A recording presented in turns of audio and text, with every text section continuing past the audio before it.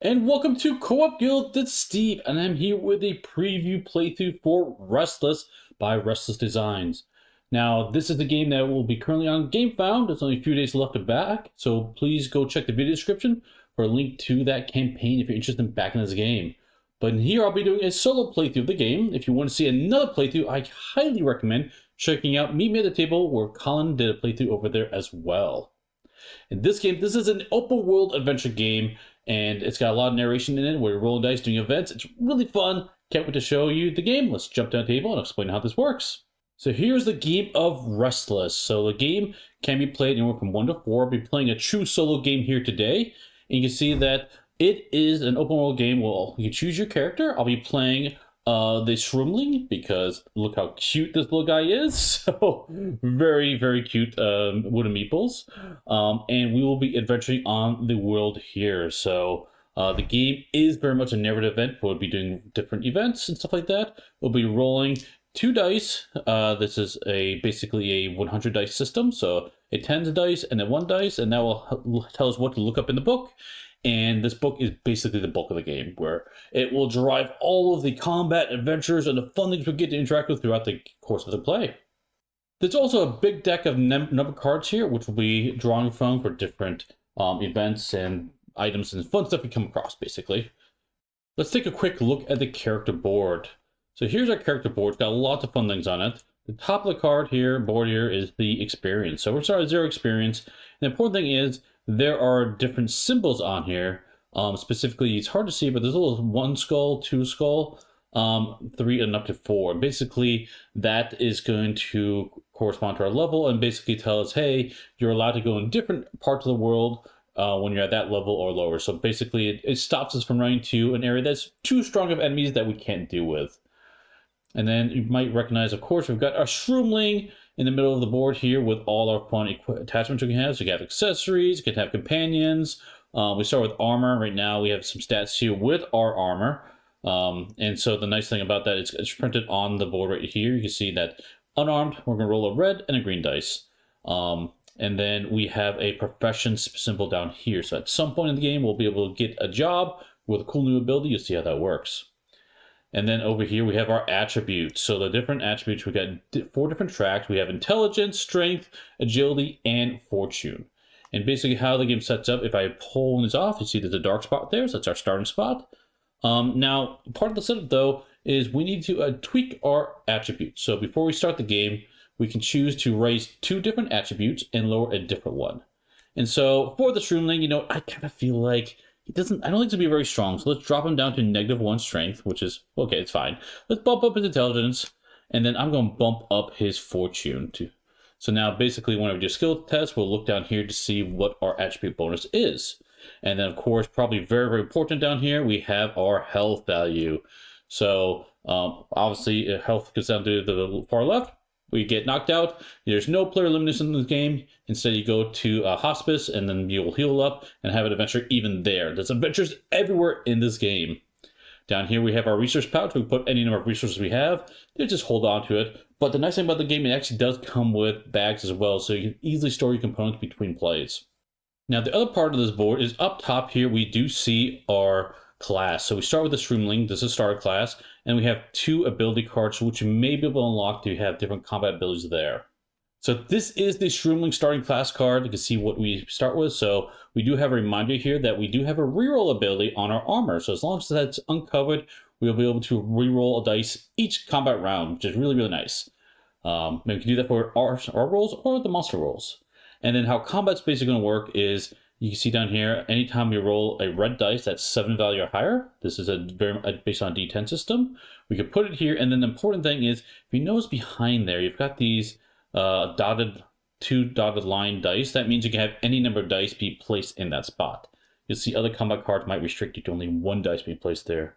But in this case, if I roll any number of 7+ dice, I'll be able to do 1 damage. Or if I roll 1 through 5, I get to do 1 damage.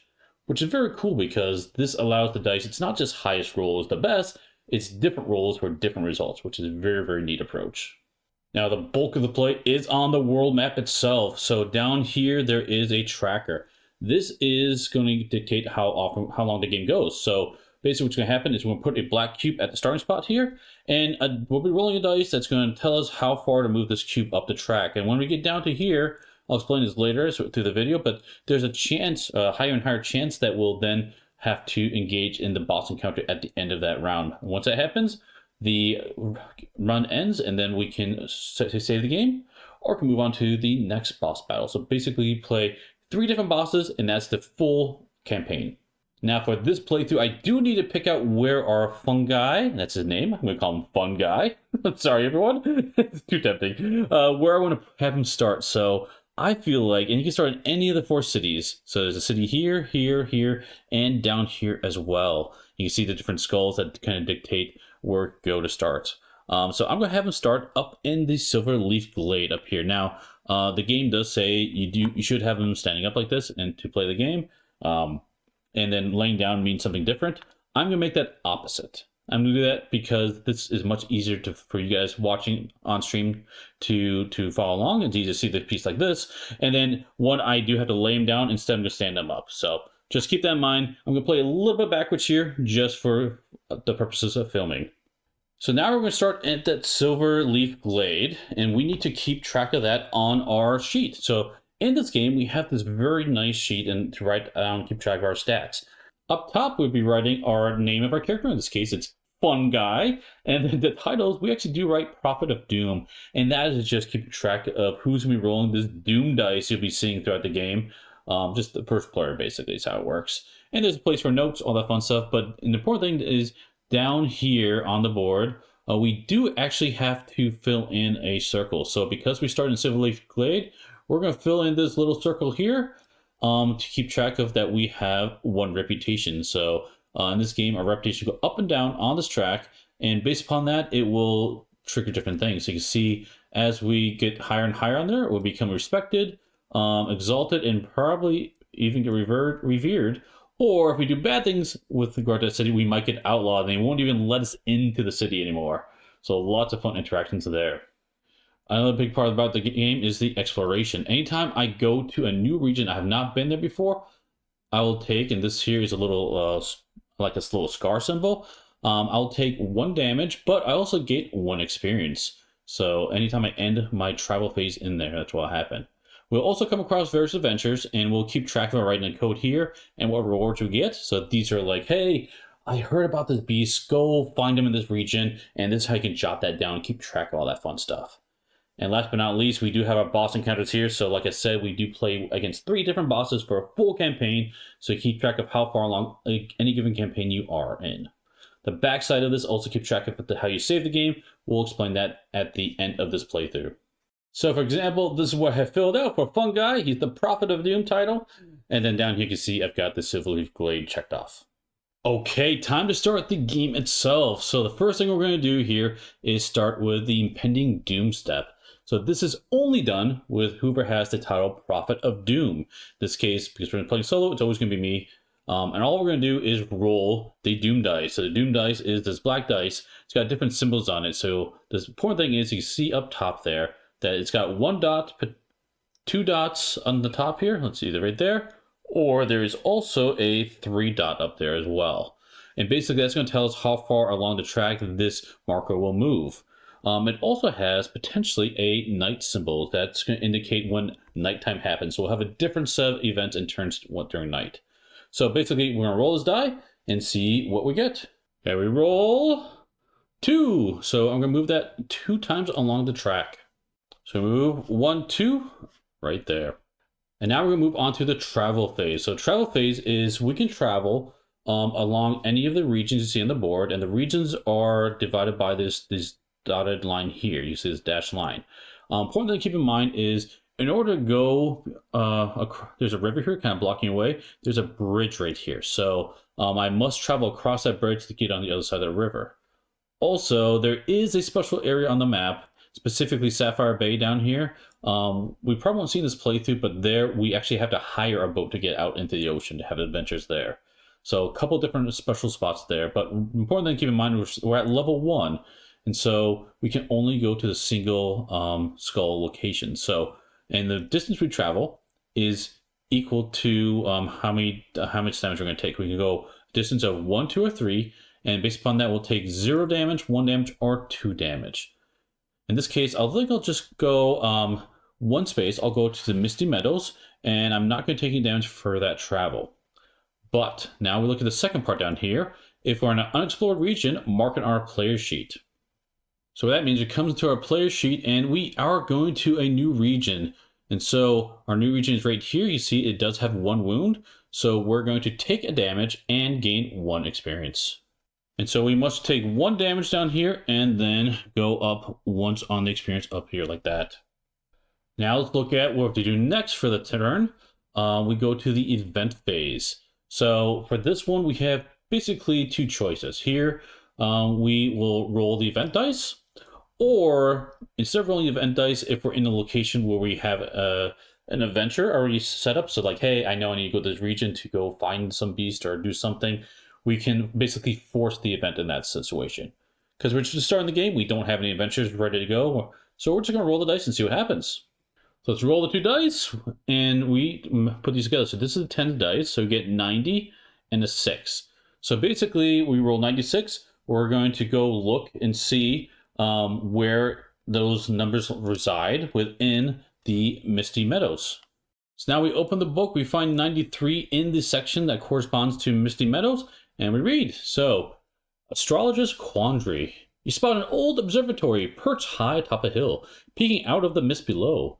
Inside, papers lay strewn about, charts hang off kilter on the walls, and celestial models clutter the floor. Out of the disarray, a merfolk astrologist emerges. Ah, visitor! I could use some assistance. This mess keeps me from focusing on the stars. If you help me tidy up, I'll give you one of these telescopes in return.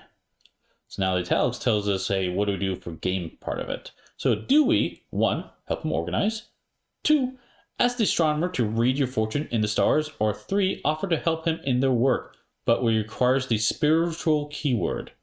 To know if you have those keywords, you can look here at your attributes. You start with 2 up here. I know it's hard to read on this board here, on the screen, but I have nurturing and small. And then down here, we've got some other keywords. We have erudite, forceful, skilled, and lucky. So we don't, and now these 4 down here, we only gain when our marker reaches that level or higher. And these ones we always have.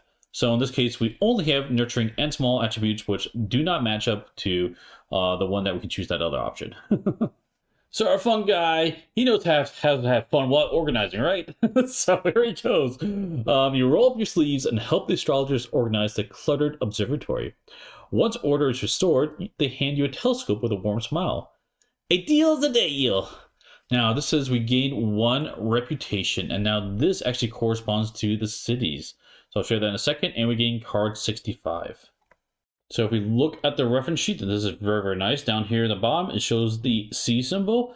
Gain reputation with Seaborn Reach and marked it on your player's sheet. So that is this city here. So we helped him out. He does account the Merfolk city, and so we get a little more reputation for that city. And we'll grab card 65 up here. So this tells us it's an accessory, and it's rare and celestial one. So the nice thing is it does actually boost our stats. We're going to get a boost to our intelligence and fortune. And then here it says, if you're wearing 2 celestial cards, you may return both to the deck to permanently gain a intelligence and fortune. So basically we only get those stats as long as we have these equipped. So the nice thing is we can actually combine them to permanently increase them and replace those accessories with something else we find in the future. And this over here is the sell cost in case we want to get rid of it. So that will let us give 1 resource of any type in the game. And there are 4 different resources in the game. There is moss, gold, fur, and bone. And each of these resources correspond to a different city. So like one city favors one. You kind of want to grab a bunch of them. So we came from Silverleaf Glade, for example, and so they actually specialize in herbs. So we want to spend a lot of time there. We want to grab a lot of that. I know I called it moss earlier. I'm sorry. It is actually herbs. So that's going to go into our accessory slot here. And then we do get a boost to our intelligence, which is great, and our fortune. So we actually did get high enough to get the lucky attribute. So that will end the event phase. Now we do the trading phase. So we're in the same spot as another player. We can trade a bunch of our resources. You can't trade your profession, for example. But a lot of the other things you get, you can exchange any items you have or resources, basically. And then also, if you're in a city, you can access the shop. Each city has its own stores and things you can buy and everything. We don't have any resources, and we're not in a city, so we can't do anything about that this turn. But you'll probably see that later in this playthrough. An important thing is now we move on to the resting phase. So now we're going to gain 1 health automatically. That's what symbol means. But if we were in a city, we would gain 3 health instead. So in this case, we do gain 1 health, and we go back to our max health value. So awesome turn to start. And just like that, we're on to the next round. So let us roll the die and see what happens next as we continue the playthrough. So I rolled a symbol for 2, so I moved up twice. So for the Doom die, and now we can figure out what we want to do. Let's keep exploring. Let's go to the Great Crossing. So I'll move here.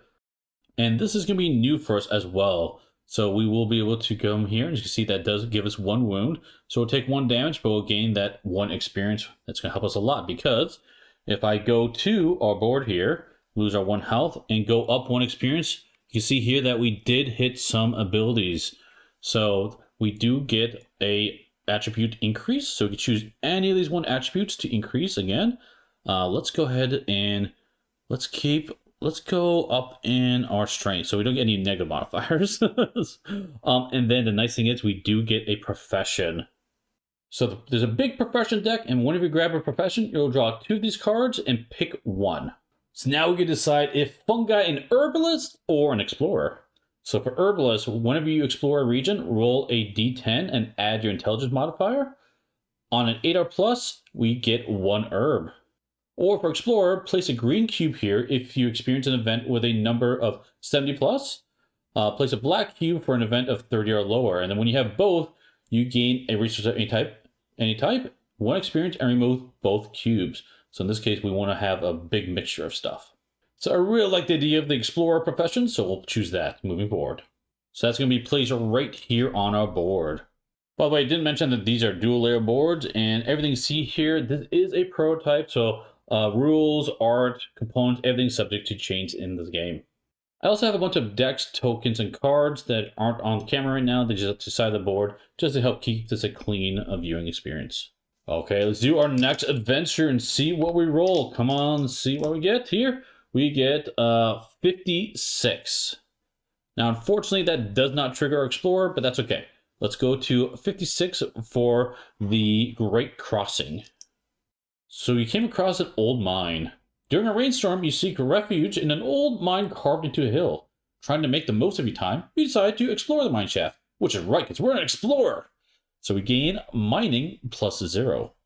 There is another book for traders and treasures, and this has a lot of information for shops and treasure things to look up, but in here it also has the mining rules. So here's mining. When rolling on the mine table, roll a d10 plus the event bonus. In this case, it's 0. If we're skilled or a miner by profession, we get a bonus to that. In this case, we're not either. So we can also overwork ourselves. All dice rolled during this event can be increased by +1, +2, or +3 by suffering damage. So right now we're just going to roll a d10. You know what? I'm going to overwork ourselves. Let's take at least 1 damage. I'll take 1 damage to give us +1 to our roll. And so basically we're going to roll the die and then check and see what we get on this chart here. All right, let's see what we get. +1. Oh my gosh, 2 + 1. It's not great. You hit a vein of scattered tiny chunks of ore. Roll 5 d10s. If you're forceful, which we're not, roll 6 d10s instead. For every 2 results with the same value, gain 1 gold. For every 3 plus results with the same value, gain 2 gold. Let's see what we rolled here. We did get 2 10s, so we did find 1 gold. So we add 1 gold to our resource pack here. Okay, we move along the turn order track. So we do have the trading phase, which is nothing to do here, and resting phase, which means we are going to heal 1 health, so we're only down 1 damage currently. Okay, next round, let's see how far we go. Rolled 2, moving up twice again. Since we have that gold, I'm tempted to try to make it up to the Citadel here. If you look closely, it does have a little gold symbol. It's hard to see there, so I know that they favor gold.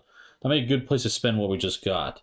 So let's head that direction, but I'm going to take my time. I'm going to go to Echoing Hills first, and then have an adventure there, and then we'll make our way possibly up to the Citadel if we have enough resources. Now, I didn't explore a new region, so let's take a damage for that, and we are going to get our experience for that as well. Okay, let's see what we rolled for our adventure. We rolled just a 6.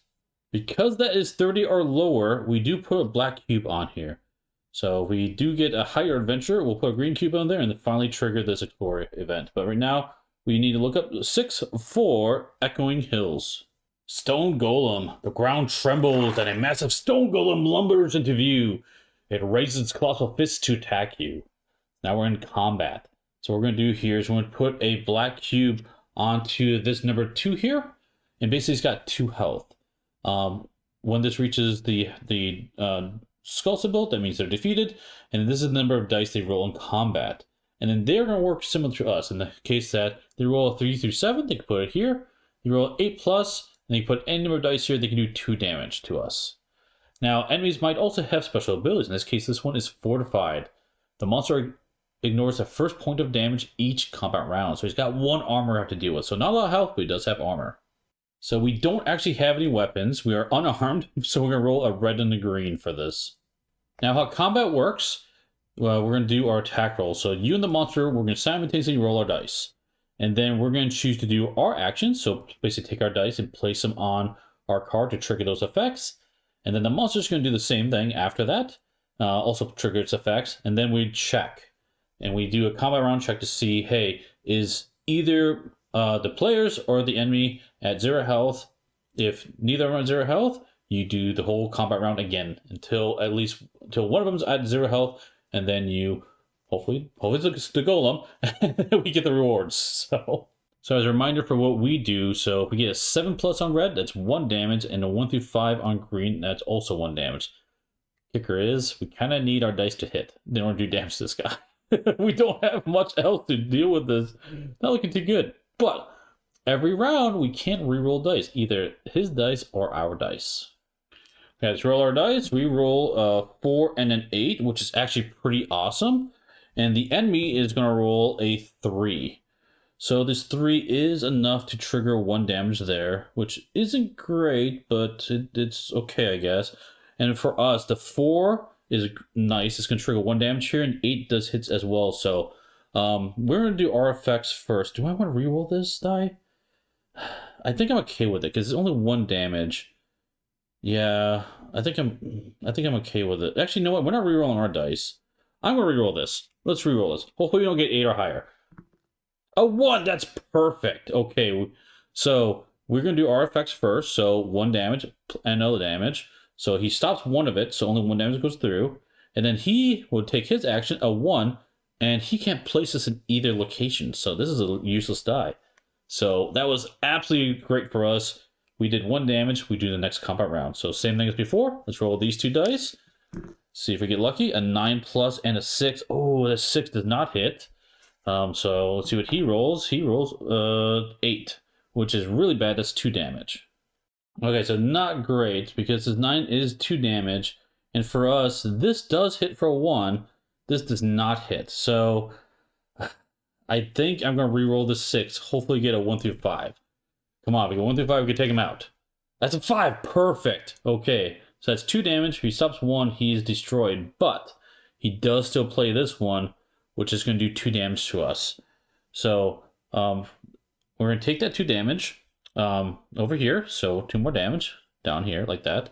But the nice thing is we did defeat him. So we did survive this combat. We're going to get the reward here, which is 1 gold and 1 experience.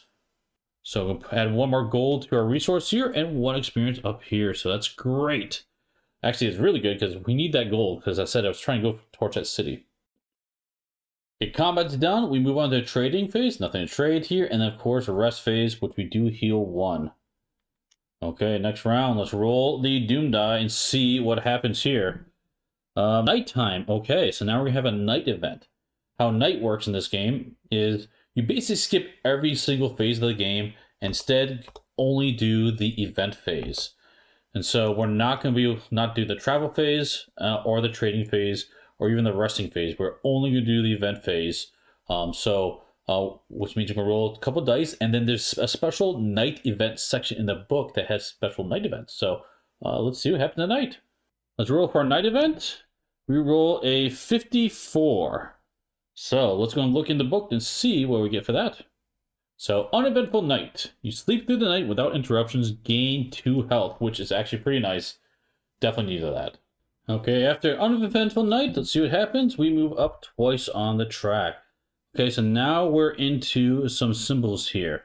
So the symbols, see, it's really hard to tell. It's kind of tiny print, but basically the first one shows 3 dots. So because we're underneath that, if we would happen to roll the symbol with 3 dots, that means at the end of the round, we would do a encounter the final boss, and that would end our playthrough. Over here, there's 2 symbols, 1 and 3, and over here there's actually 3 symbols, 1, 2, and 3. So it's very likely we're going to run into a boss soon in the next few rounds. But not this round. I think the first thing I want to do is, we do have a couple gold. I want to get some equipment, but it would be even better if we could get a little bit more golds before we ran in there. So I'm going to go to, let's go into the Valley of Steam. So I'm moving there. This one is actually a little bit different from some of the other locations. So we look at our board here. It does give us 2 wounds to go there, even though it's 1 skull. So we're going to take 2 damage on our board. It's because we're exploring that one. So 2. But we're going to get 1 experience. So it's going to get a little bit closer. We're 2 away from getting to the next level. Okay, let's see what event we're going to have here. Rolled a 67. Oh no, I want this explorer to trigger. I want that to trigger. Come on. So close. So, heated battle. You witness a heated battle between 2 Hammerfall Yetis and a giant troll. The roar of combatants reverberate through the misty air. Do we? Lend aid to the Yetis. Requires being forceful, which we're not. Care for them after combat, but requires a nurturing, which we are nurturing. Or leave them be, or wait out the combat and loot the battlefield. Ooh, looting is really tempting. But I think let's leverage, because we're nurturing, let's leverage our attribute here. Let's do care for them. So we're going to go down to care. So care for the wounded. The Yeti soon lay beaten on the battlefield. Satisfied with the carnage, the troll walks away, giving you the opportunity to rush to the aid of the defeated. Gain 1 gold. Oh, that's what we wanted. We get 1 reputation. Oh, 1 reputation for both those locations, which is really great. So we're doing pretty good on a reputation. We've got 1 at Hammerfall Citadel, which we're heading towards. And our Silver Leaf Glade, we got a couple there. Now, if we were to get 1 more at the Silver Leaf Glade, we would unlock the ability of -1 resource in the shop. So everything costs cheaper because we're friendly there. But a little short on that one. And plus, we've been building up gold anyway. Okay, nothing to trade. We move on to Rest, which we heal 1 health. And then let's see what happens next for our next Doom roll. Hopefully we don't trigger it. Let's see what we rolled. We rolled 1. So it moves up 1 on the track. Okay, we have another event. So got quite a bit of gold, honestly. I've got 3 gold. It's probably enough to use at the Citadel. So let's go ahead and move up there. And let's have an event at the city. Come on, we'll get a high event. 80. Okay, that's perfect. 80. That's great. So we're going to add a cube here, and then we're going to remove both those cubes, which would mean we get another resource, which, because we're in the city, you'll definitely get gold. Easy choice. And we're going to also gain 1 experience, so getting closer to leveling up here. So let's look and see what event 80 is at that city.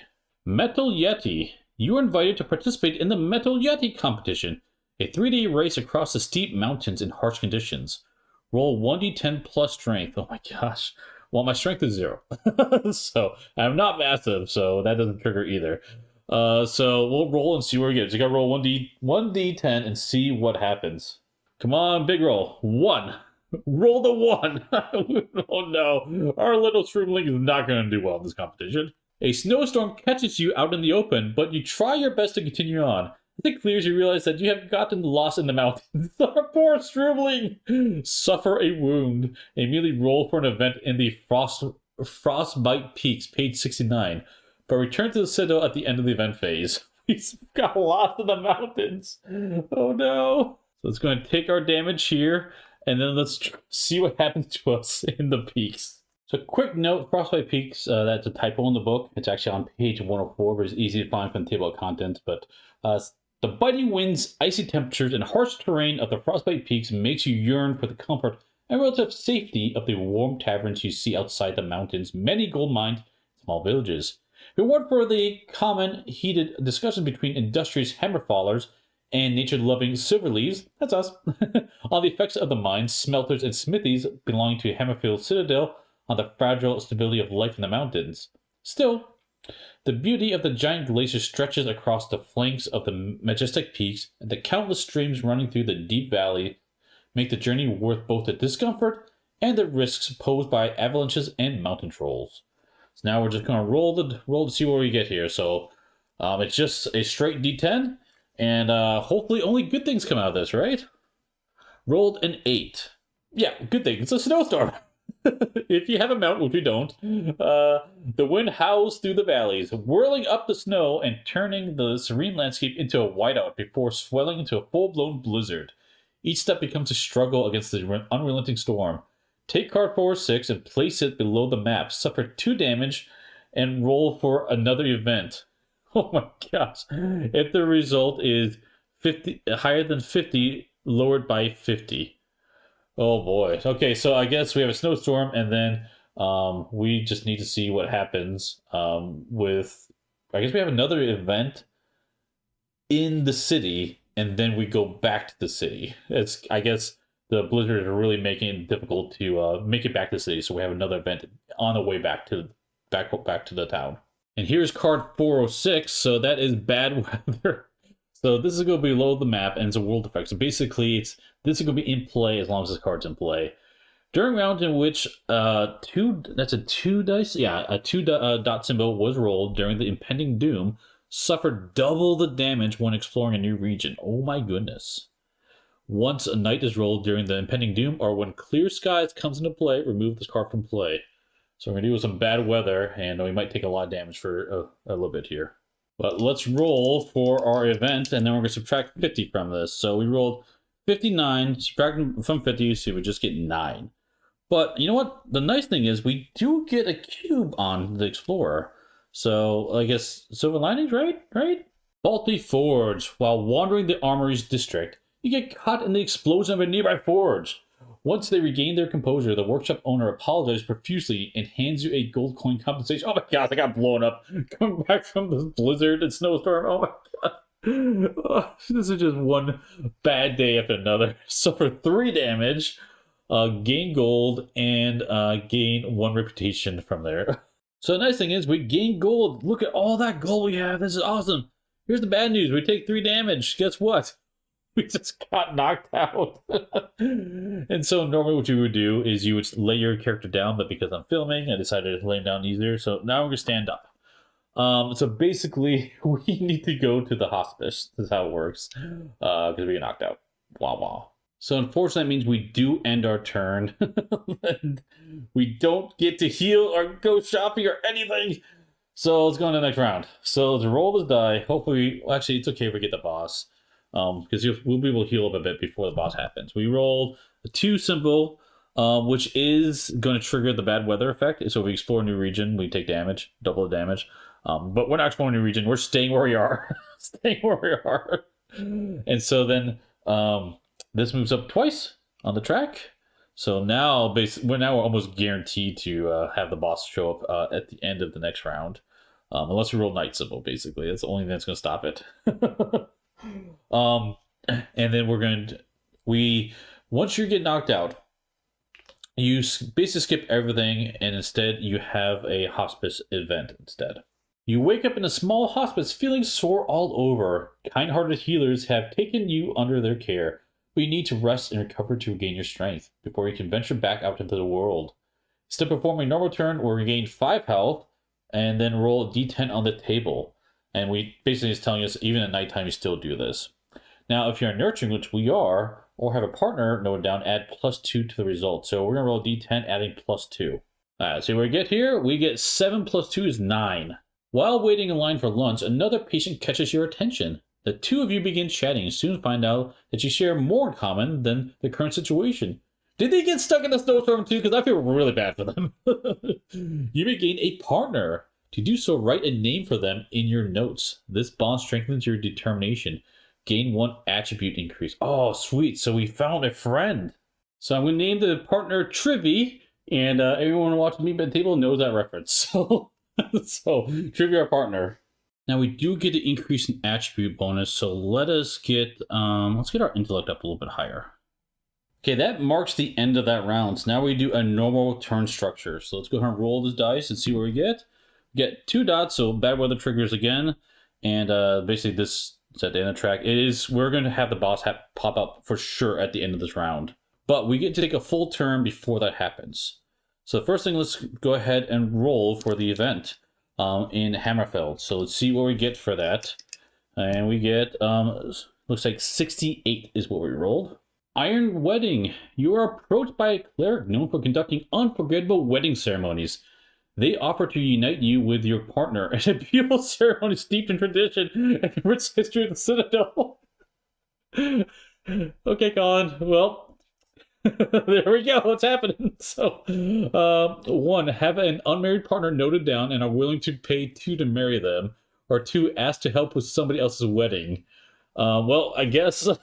this is happening. We're gonna pay 2 gold, and then we're gonna get married. So there we go. So, 1, under the watchful guidance of the cleric, a truly breathtaking wedding ceremony takes place within the grand halls of Hammerfall Citadel.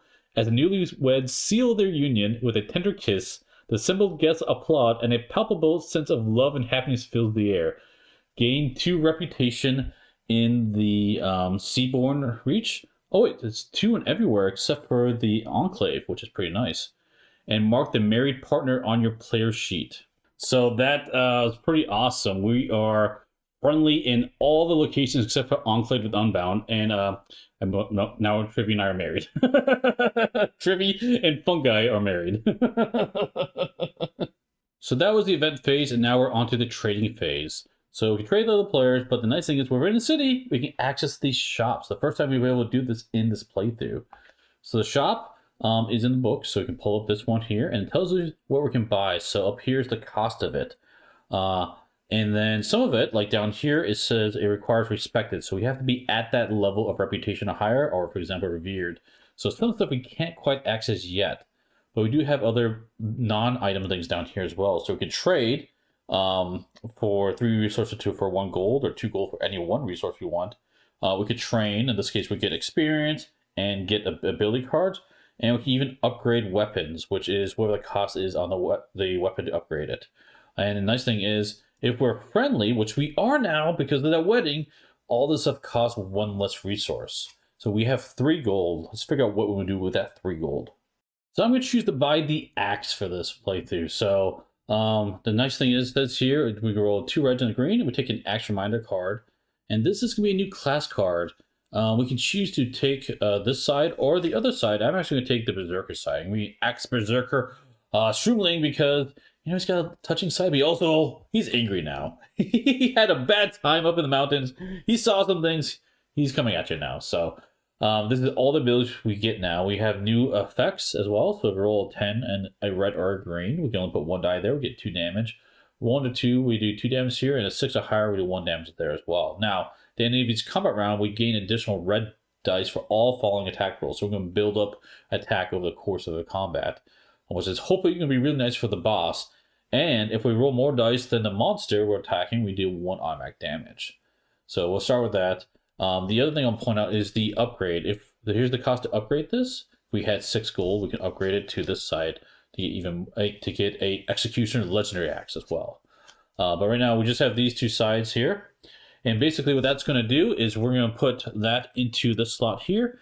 And I'm going to replace our class with that Berserker class, like so. We do have 1 gold left over, but honestly nothing I can really do with that 1 gold, so I hang on to it. Maybe in the future we can train or get some more upgrades for that. But that's it. But now, because we did roll, we're at the end of the track, we did roll that symbol, we are going to have the boss battle. So let's look and see the boss we're fighting today. It's going to be the Miststalker. Messengers are swarming the lands in search of brave adventurers hungry for glory, calling you to Hammerfall Camp near the Great Crossing. Jarl Frostbeard briefs you on a terrifying monster corrupted by a strange power that has been spotted nearby and asks for your help fighting it.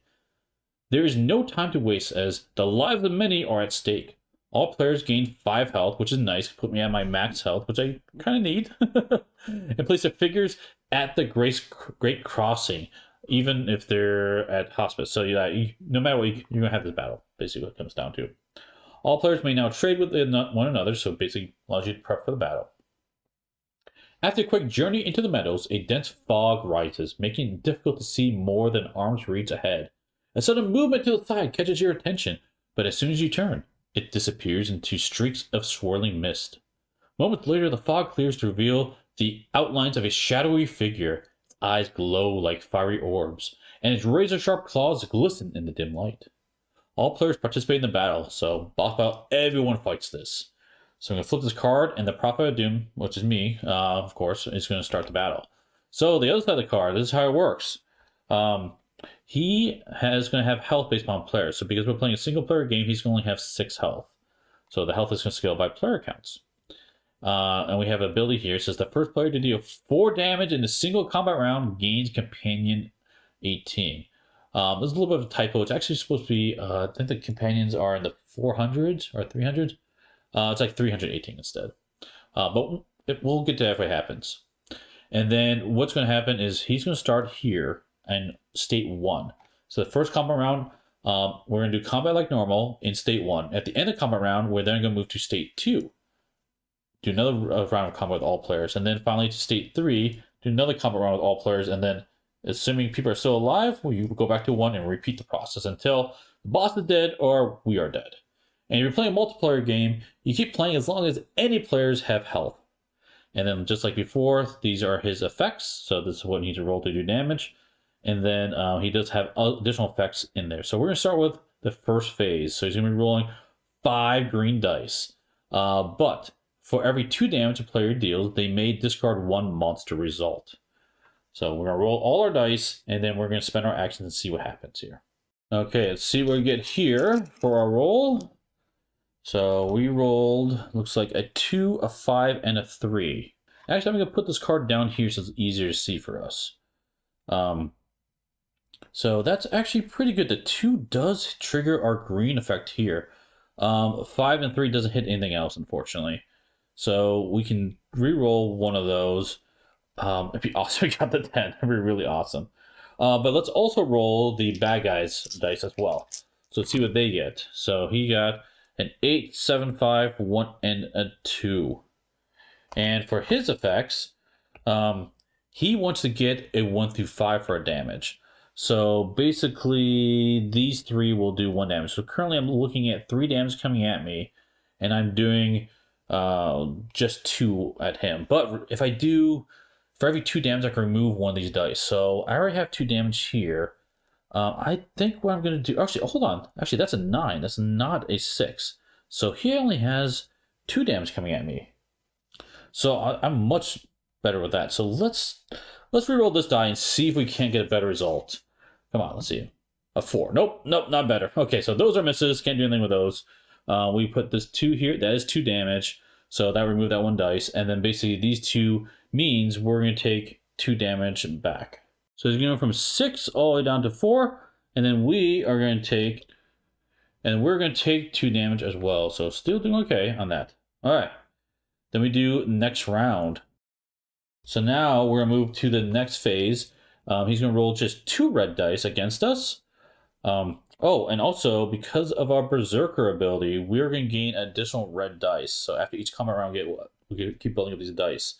So 2 red dice, and then whenever the monster uses a red dice, roll an additional red dice. Oh my gosh. So if he rolls 5 or higher, he's just going to keep building up on this attack that's coming at us. All right, let's roll our dice. Normally we roll only 2 reds, but remember, we get an additional red each turn. So let's see what we get. Come on. Good roll here. Good roll. A 1. That's perfect. That's a 2 damage there. This is also... Oh, these are all hits. 7, 9, 9. I can put all of these here. So that's going to be 3, 4, 5 damage to him, which is awesome. He's only at 4. So, yeah, I really like that one. Let's see what he does with his dice. And remember, he's looking for a 5+. Oh, we got a 5+ here. Let's re-roll this one, because I really like our rolls here. I got a 5 anyway. Okay, it's fine.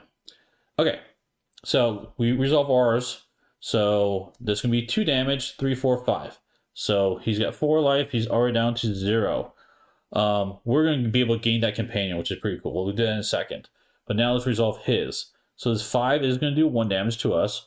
But then every time he uses one, he rolls an additional one. So he's going to roll another red die. So let's see what he gets here. A 2. Okay, so that's not enough to hit us. So we're only going to take 1 damage out of that, which is great. So only 1 here. We did survive because he did go to 0. And because we rolled more dice with him, he would take an extra damage anyway. So honestly, that, in my opinion, is a Gas Slam. So we got it. Okay. We did defeat him. We're going to gain that companion. Yeah, so companions are 218 is what it is. So we get a walking hand because we killed this creepy guy, right? So why not? So a companion. In the first combat round, we get to roll additional red and green dice. So a walking hand is going to go onto our board right here for the future plays. But we also get to look at the board here. It says here, for victory, immediately read event GC148. On your victorious return, you are greeted by cheers of the assembled camp. After a long evening of celebrating your achievement, a steward of Jarl Frostbeard shows you to a large tent to rest. They'll tell you to meet with the Jarl once you have recovered from the fight. This marks the end of the first chapter. All players fully restore their health. We check off the boss 1 on the player's sheet, mark as victory. We gain 2 reputation with the city of our choice, and 2 experience.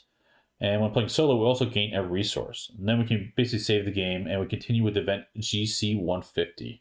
So we're going to gain that 1 gold, or 1 resource for playing solo. We're also going to gain 2 experience, so we're going up twice here. So it does unlock the double skulls, and we get to increase an attribute and get an ability. So let's go ahead and increase our lucky here, so we can get 2 rerolls, which would be pretty nice. So I'll get that all the way to the top there, and we get a new power.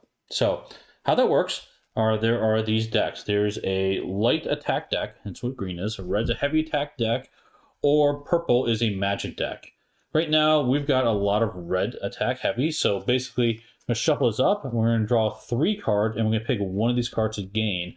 And the cards themselves, they go up onto these locations. So we have 1 of each in those spots that are going to match our class, our Berserker class. So I'm going to choose the Charge ability card. There's 1 damage if we roll a 1 or 2 on our red or green dice.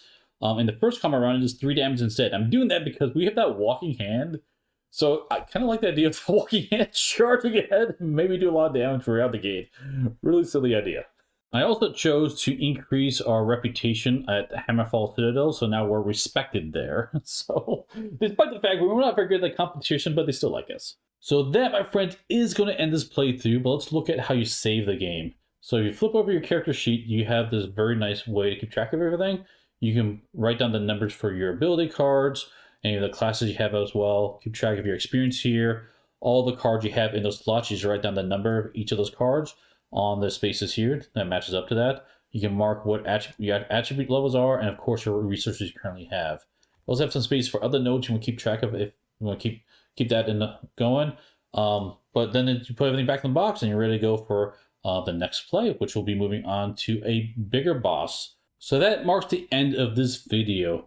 So if you like what you see here, go take a look at the GameFound page. You only have a few days left to back, but if you can watch this video until a bit later after that campaign closes, don't worry, you'll be able to jump on the Pledge Manager in the future.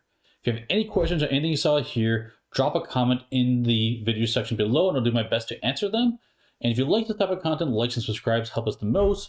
We also have a Patreon Ko-Fi and support us further there. And if you want to see more playthrough, like I said, go take a look at Meet Me at the Table. Colin has an awesome playthrough over there. And thanks everyone for watching. We'll see you next time at the Guild. Bye-bye.